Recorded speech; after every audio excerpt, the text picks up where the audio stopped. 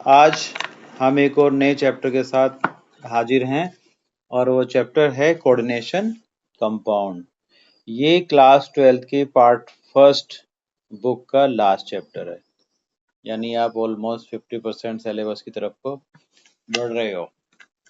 तो छोटी क्लासेस में आपने पढ़ा था आयनिक बॉन्ड या ionic compound, covalent bond, covalent compound. So ionic bond आपने पढ़ा था कि भाई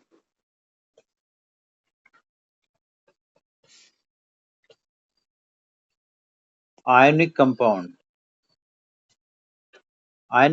कैसे बने थे? By transfer of electron from one element to another element. इसके लिए सबसे बढ़िया एग्जांपल आपने सुना होगा NaCl।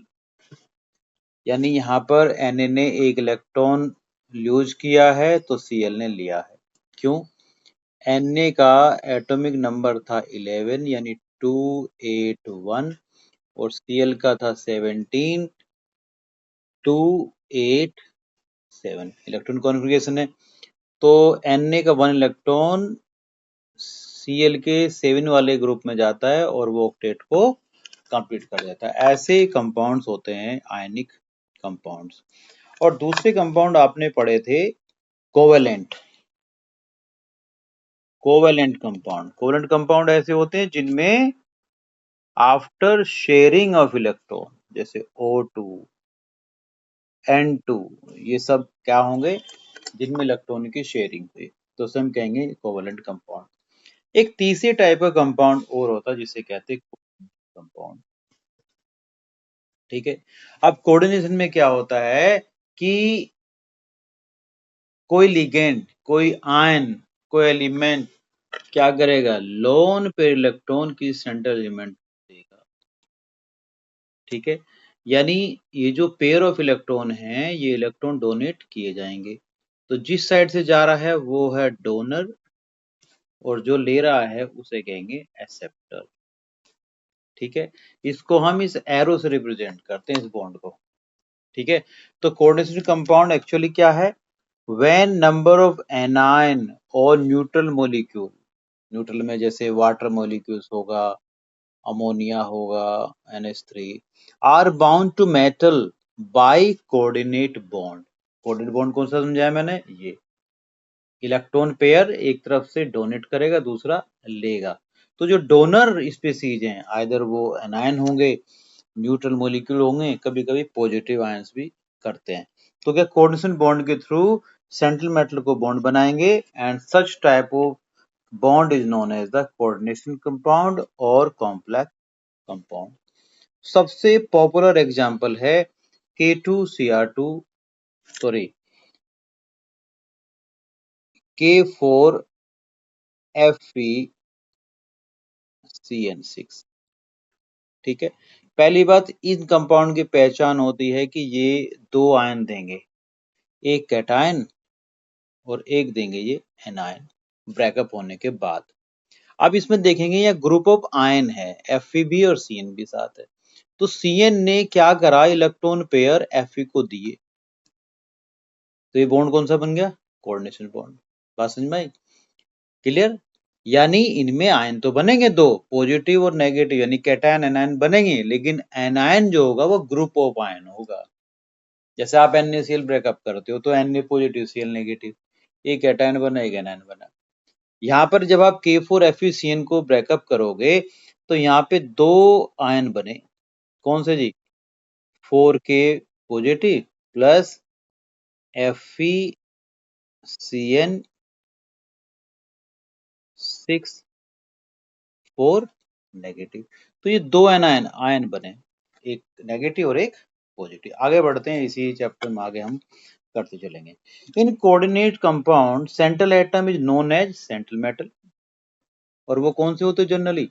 आपके ट्रांजिशन और इनर ट्रांजिशन एलिमेंट होंगे। ऐसा क्यों करते हैं वो? Incomplete D orbital. ठीक है। Whereas the other atom, ions or molecule which are bound through the central metal are known as ligands। ठीक है। तो ये टर्मिनोलॉजी आप आगे पढ़ेंगे। लिगेंड्स क्या है? जो इलेक्ट्रॉन पेयर को डोनेट करें। अब वो नेगेटिव आयन भी यानी एनायन भी हो सकते हैं, कैटायन भी हो पॉजिटिव आयन भी हो सकते हैं, और आपके न्यूट्रल मॉलिक्यूल भी हो सकते हैं। Complex formation favoured by 3 factor. क्या फैक्टर होंगे जी? Small size of metal, ion और एटम, हाई चार्ज, और the availability of vacant atomic orbital. यानी जो डी ऑर्बिटल है वो आपका मोस्टली वैकेंट होता है सेंट्रल मेटल का, इसलिए वो अलाउ कर देता है इलेक्ट्रॉन को लेने के लिए और बॉन्ड फॉर्मेशन हो जाता है। Then Werner theory of coordination compound बहुत इंपॉर्टेंट है। जब भी कोई कोऑर्डिनेशन कंपाउंड आप पढ़ेंगे तो दो तरह की वैलेंसी उसमें मिलती है। जो आपकी सेंट्रल मेटल है दो तरह की वैलेंसी को एग्जिस्ट कर सकता है। फर्स्ट है प्राइमरी वैलेंसी, दीज आयनाइजेबल, यानी ऐसी वैलेंसी क्या होंगी? आयनाइजेबल होंगी, आयनिक फॉर्म में टूटेंगी वो। Link which are satisfactory by कैसे होंगे? Negative ion, and are equal to oxidation number. तो ये पहली बात तो ये है कि जो प्राइमरी वैलेंसी है वो किसको सेटिस्फाई करती है? ऑक्सीडेशन स्टेट को करती है। और बॉन्ड जुड़ने वाले कैसे होंगे? नेगेटिव आयंस होंगे। ठीक है, ये पहचान है। Number 2 secondary valency, these are non ionizable. वो तो आयनिक फॉर्म में, नॉन आयनाइजेबल। कई बार ऐसे लिंक होते जो आयन की फॉर्म में होंगे नहीं। Link which can be satisfy by neutral, neutral होंगे या फिर नेगेटिव आयंस और ग्रुप होंगे। The secondary linkage equal to the coordination number. Secondary किसको कर रहा है? कोऑर्डिनेशन नंबर को। और जबकि प्राइमरी किससे कर रहा है? ऑक्सीडेशन स्टेट को। ऑक्सीडेशन स्टेट क्या था? Charge, charge on central metal. और ये क्या है? कोऑर्डिनेशन नंबर, कितने लिगेंड ने बॉन्ड फॉर्मेशन की, ये पहचान है। ठीक है। अब आपसे प्रैक्टिकल में या कहीं पर ये पूछ सकते हैं कि भाई डबल सोल्ट और कॉम्प्लेक्सिटी पूछेंगे। जब आप प्रैक्टिकल करते हो तो प्रैक्टिकल के टाइम में जब आप आयनिक यानी आयन एनालिसिस करोगे तो उसमें आपसे क्वेश्चन पूछ सकता है एग्जामिनर कि भाई सिंपल सोल्ट क्या होते हैं, डबल सोल्ट क्या होते हैं, कॉम्प्लेक्स सोल्ट क्या होते हैं। ठीक है। जो सॉल्ट डिसोसिएशन के बाद, after dissociation, if any salt gives only one cation one anion is known as the simple salt, just like NaCl, CuSO4, ZnCl2, FeSO4. These are give only two ion, that is one cation and one anion. Double salt, अब double salt में क्या है? दो simple salt के मिलने के बाद में जो सोल्ट बना, कंफ्यूज नहीं होना। दो सिंपल सोल्ट होने के बाद में जब कोई सोल्ट बनता है उसमें एक आयन कॉमन होता है। ठीक है, वो क्या होगा? डबल। डबल का मतलब जिसमें तीन आयन बनेंगे मिनिमम, तीन तो बनने। जब आप अभी उसमें मोर सोल्ट की प्रिपरेशन करेंगे, सॉरी वो करोगे आप टाइट्रेशन, तो मोर सोल्ट का आपसे फॉर्मूला पूछेगा एग्जामिनर कि मोर सोल्ट का फॉर्मूला बनाओ। तो मोर सोल्ट फॉर्मूला होता है FeSO4 NH4 whole twice SO4 dot 6H2। This is Mohr salt formula जो कि आप टाइट्रेशन में यूज करेंगे। अब इसमें जब आप FeSO4 NH4 whole twice SO4, जब आप इसको डिसोसिएट करोगे तो कितने आयन बनेंगे? देखो इसमें एक तो Fe बना जो कि टाइट्रेशन में काम करता है, Fe से Fe3 बनता है। इसमें SO4 बनेगा 2 नेगेटिव, और इसमें एक NH4 पॉजिटिव बनेगा। तो कितने आयन बने? 1 2 एंड 3।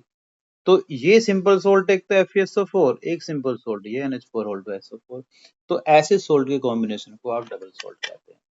कोऑर्डिनेशन सोल्ट जिसमें सेंट्रल मेटल से लिगेंड कोऑर्डिनेशन बॉन्ड के थ्रू जुड़ता है, और जब वो डिसोसिएट होंगे सिर्फ उसमें दो ही आयन बनेंगे, एक कैटायन और एक एनायन। बट जो एनायन होगा उसमें ग्रुप ऑफ आयन होंगे।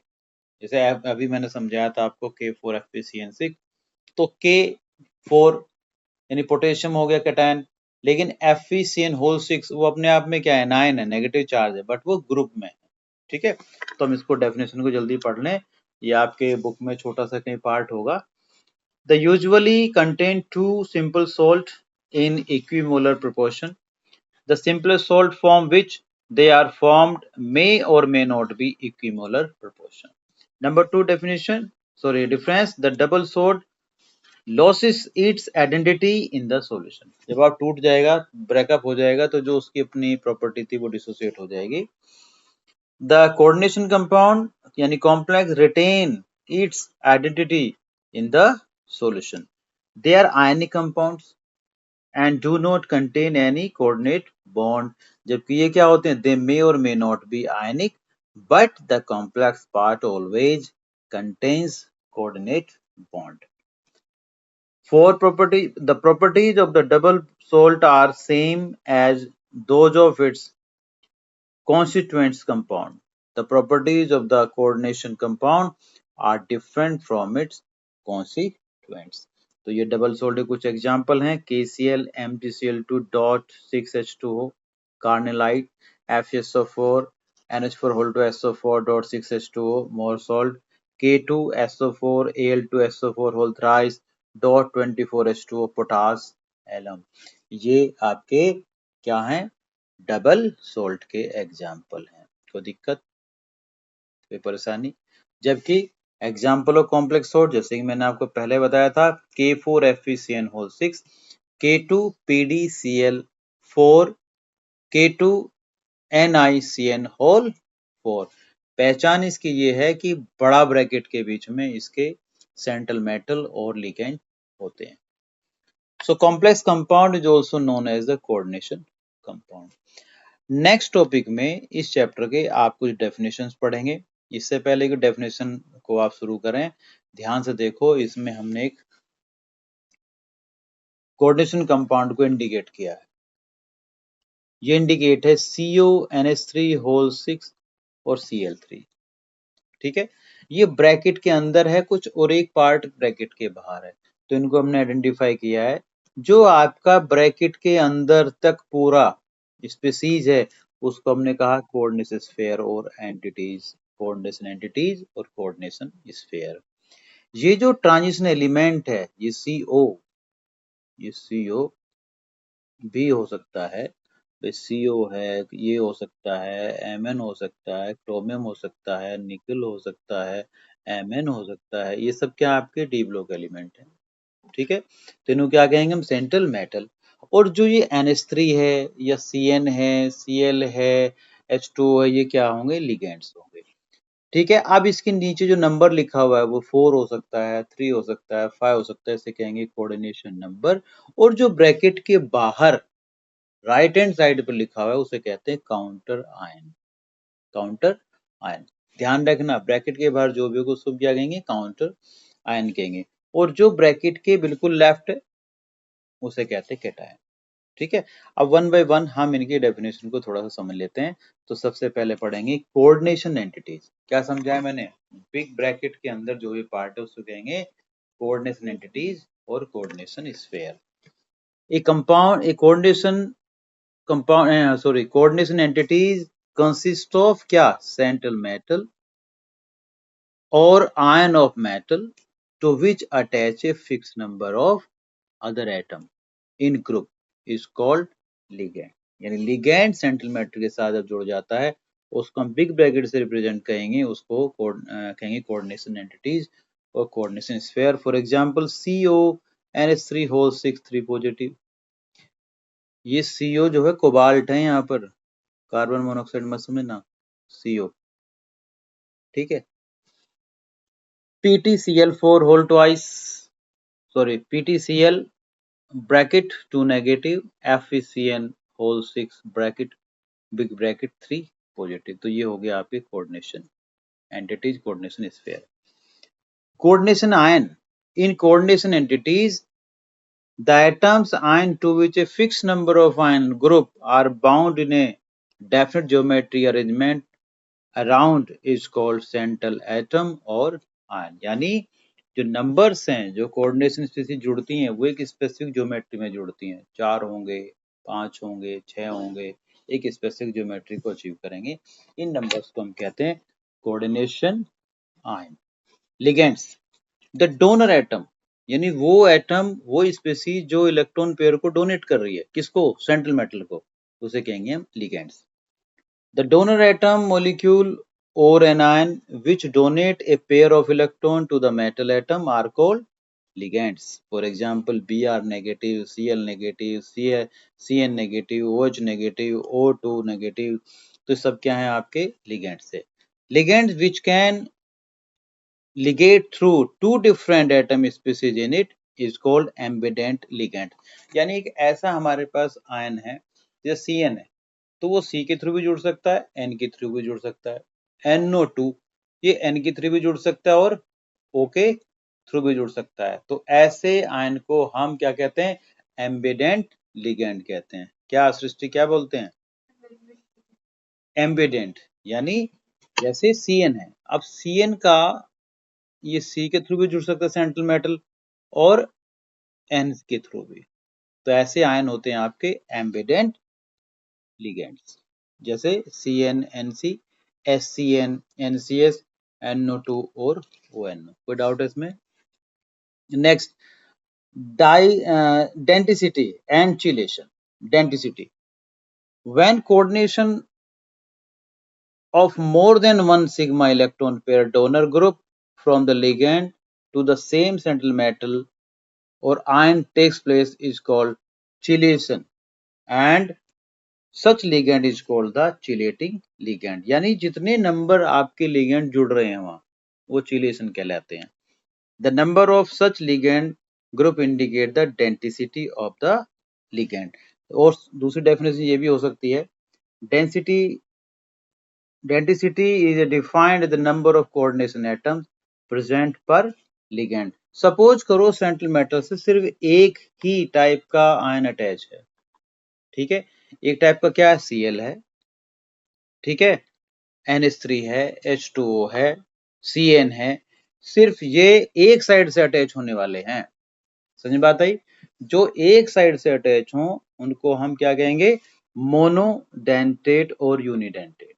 OH है एक साइड से जुड़ा, Cn है एक साइड से जुड़ा, NC एक साइड से जुड़ा, ठीक है. तो जो वन साइड जुड़ते हैं उनको हम कहेंगे मोनोडेंटेट.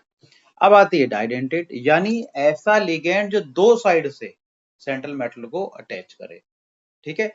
अब जिसमें क्या दिया ये CH2 NH2 CH2, तो ये दोनों नाइट्रोजन सेंट्रल मेटल से अटैच होंगे. COO नेगेटिव ऑक्जिलेट ये दोनों सेंट्रल मेटल से अटैच होंगे. तो जब दो साइड से अटैच हो रहा है कोई लिगेंड उसे कहते हैं डाइडेंटेट. क्या कहेंगे? डाइडेंटेट. ऐसे अगर तीन साइड से अटैच है ट्राई, यहाँ पे देखिएगा ये पीटी के साथ में 1 ये है 2 और 3, यानी तीन साइड से अटैच है तो ट्राइडेंटेट, और अगर चार से है तो टर में तो चार, ठीक है. जैसे टेट्रा का चार साइड दिखाया इन्होंने, हाँ, तो इसमें ये नहीं होगा, ठीक है. ये तीन साइड होगा ना 1 2 3.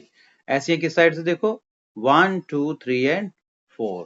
ऐसे ही आपके पॉलीडेंटेट, यानी जब चार से ज्यादा इंडिकेट हो तो उसको हम पॉली की कैटेगरी में लेते हैं.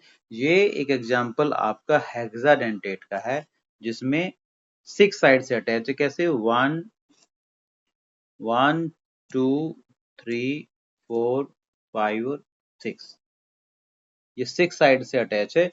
ये एग्जांपल आपका EDT है, ethylene diamine tetra acetate ion, ठीक है.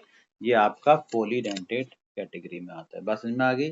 मोनो, ड्राई, ट्राई, टर, पॉली में आपका हेक्सा एक एग्जांपल हो गया. देन अब ये लिगेंड के भी अपने अपने टाइप्स हैं. कैसे टाइप्स ऑफ लिगेंड में? On the basis of charge they categorise into 3 types. Number 1 cationic ligand, जिन पर कैसा चार्ज है? पॉजिटिव चार्ज है. जैसे N2 5 positive hydrogenium, NO positive nitrosonium, NO2 positive nitronium. तो ये चार्ज कैसे होंगे आप, मतलब कैसे होंगे ये लिगेंड? Cationic ligand. जब हम इनकी नेमिंग करते हैं तो इनके पीछे हम EM वर्ड जोड़ते हैं. All cation ligand and with EM, ठीक है. IUM EM जोड़ेंगे जब इनके हम आगे बढ़ते चले जाएंगे. नेक्स्ट एनायनिक, जिनके नेगेटिव चार्ज हैं, जैसे all halo, chloro, bromo, iodo, fluoro. Bromo, ठीक है। C2O4 2 negative oxalato, NO2 negative nitro, Cn negative cyano, NO3 negative nitrito. यानी हम इनके नेमिंग के पीछे ओ वर्ड अटैच करते हैं, ठीक है। और थर्ड टाइप के लिगेंड्स होते हैं जिनमें कोई चार्ज नहीं होता, जो कैसे होंगे, न्यूट्रल होंगे, ठीक है। न्यूट्रल कैसे, जिन पे कोई चार्ज नहीं, जैसे NH2 CH2 CH2 NH2, ethylene diamine, उसके अलावा CO, कार्बोनाइल, वाटर जिसको हम एक्वा या एक्वो, कई बार एक्वा भी लिखते हैं, कुछ बार एक्वो लिखते हैं, तो ये आपके न्यूट्रल लिगैंड हुए, ठीक है। कोऑर्डिनेशन नंबर वो मैंने आपको अभी समझाया था कि सेंट्रल मेटल से जितने नंबर ऑफ लिगेंड अटैच होते हैं उनको हम कोऑर्डिनेशन नंबर कहेंगे। पढ़ लेते हैं। The coordination number of the central atom ion is determined by the number of sigma bond, क्या sigma bond between the ligand and the central atom। और यहाँ जो central atom दिया, central matter लिख दोगे, एक ही बात है। ion pi bond are not considered for the determination of coordination number। pi bond कैसे बनता है, डबल बॉन्ड के थ्रू, उसको कंसिडर नहीं करेंगे। जो आपका सिग्मा बॉन्ड है, जितने लिगेंड सिग्मा बॉन्ड के थ्रू जुड़ते हैं वो कोऑर्डिनेशन नंबर होंगे। जैसे यहाँ पर है CONH3 होल 6, तो 6 क्या हुआ यहाँ पर, कोऑर्डिनेशन नंबर हो गया है, ठीक है। जैसे FeCN6, तो 6 क्या है इसका, कोऑर्डिनेशन नंबर हो गया।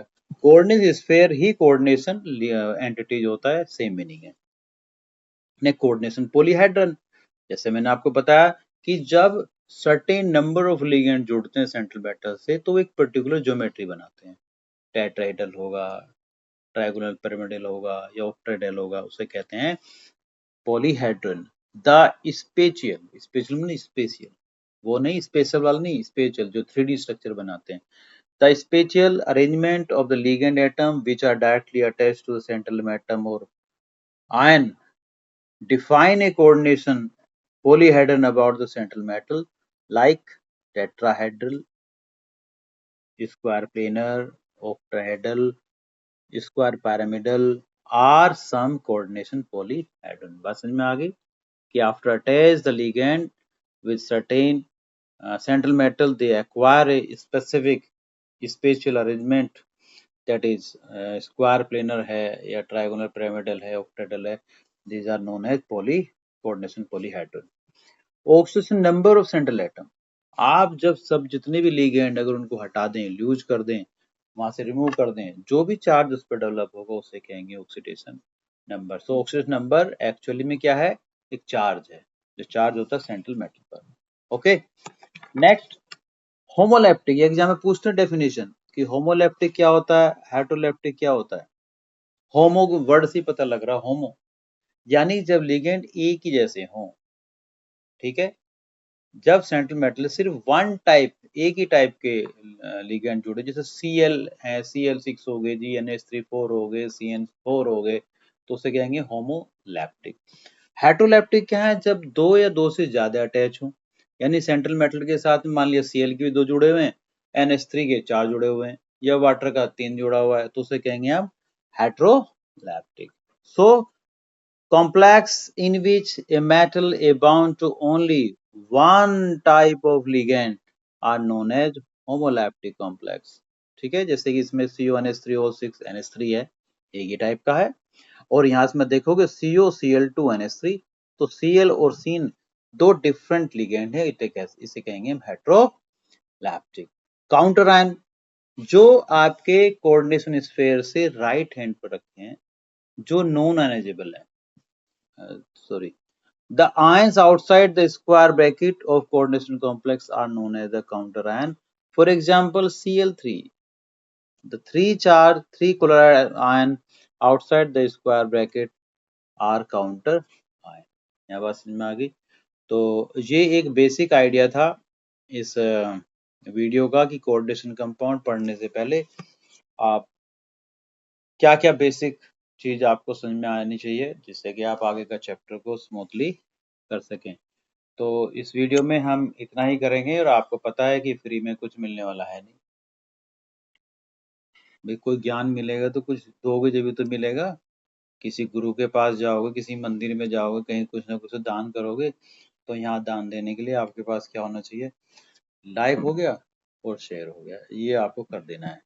ठीक है, समझ में आया तो कर देना, ना समझ में आया तो मत करना। और अगर समझ में आया तो सब्सक्राइब करवा देना किसी यार दोस्त से, फ्रेंड से, नहीं तो रहने देना। तो आज की वीडियो में इतना ही, मिलते हैं आपसे नेक्स्ट वीडियो में, तब तक थैंक यू सो मच।